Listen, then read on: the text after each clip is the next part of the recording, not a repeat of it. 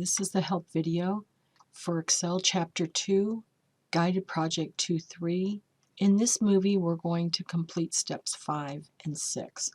So in step 5, we're going to look at how do we calculate the total principal and the total cost. So let's review how we determine total principal. So it says this value is calculated by multiplying the monthly payment, right here, by the total number of payments, 5 times 12. From this amount, subtract the total interest. All right, so let's try that. We're going to start by putting our cursor in F6, equal monthly payment times loan times 12, so the term, which is 5 years, but we know we write a check once a month, so we take that 5 times 12, that gives us our 60, minus how much interest we paid. Principal. It should match what our loan amount is, right? That makes sense. So now this is a validation of this calculation too, because this matches our loan amount. So then the next thing we want to do is so we did this.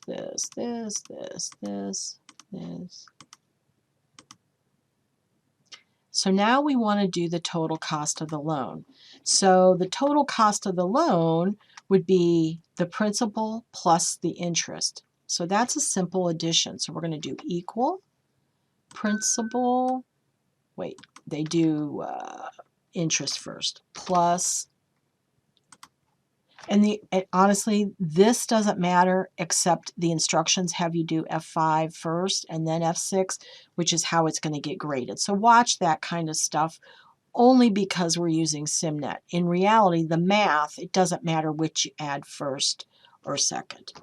So I'm going to, and that's it. So 10,000 plus the interest, so principal plus the interest is the total cost of the loan.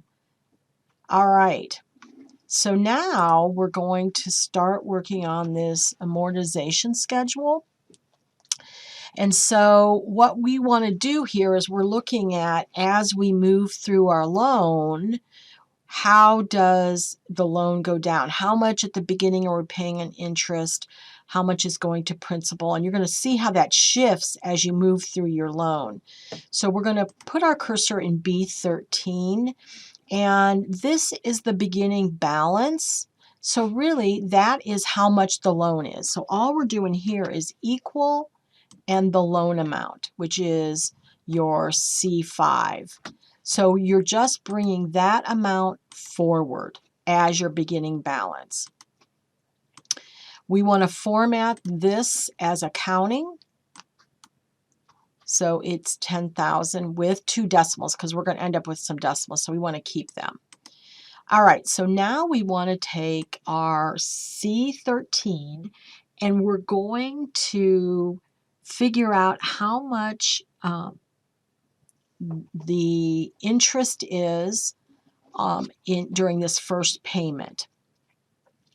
So this is determined by calculating by multiplying the balance in column B by the interest rate divided by 12. So we're going to put our cursor on C13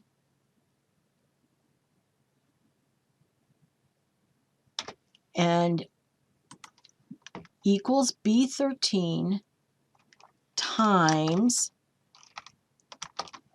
C7 divided by 12. And even though mathematically these are reciprocal, we really do want to do rate divided by 12 first to get the the periodic rate, and then multiply it by the amount of that balance of that. So first month, first payment, we're paying $37.50 in interest. So we have this done, and we want that to be in accounting, which it is. All right, so let's do D13. So this is how much of our payment went to the principal. So we take what we paid for the payment and we subtract out how much we paid for interest.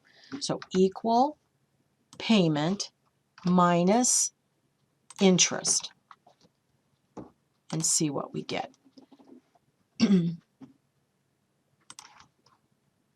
So we can verify that here. The first month's payment, $148.93, is applied to the principal, and $37.50 is in interest. All right, so E13 is the total payment. So this is the payment, is the interest portion plus the principal portion. So we're going to put our cursor in E13 equal C13 plus D13.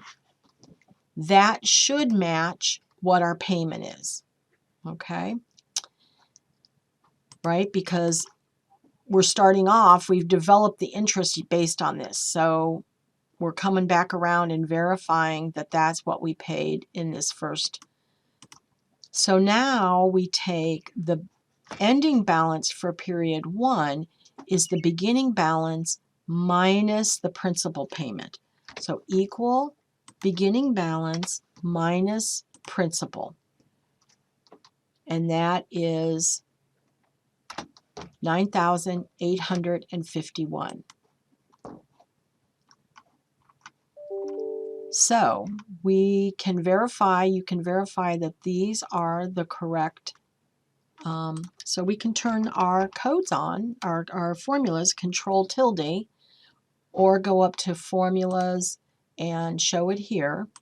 And loan amount, B13 times rate payment minus C13. And so we're good. We're good. All right, so I'm going to stop this movie. And the next one, we're going to look at completing this amortization schedule. So we're going to do step 7, at least on the next movie, maybe step 8. All right, thank you.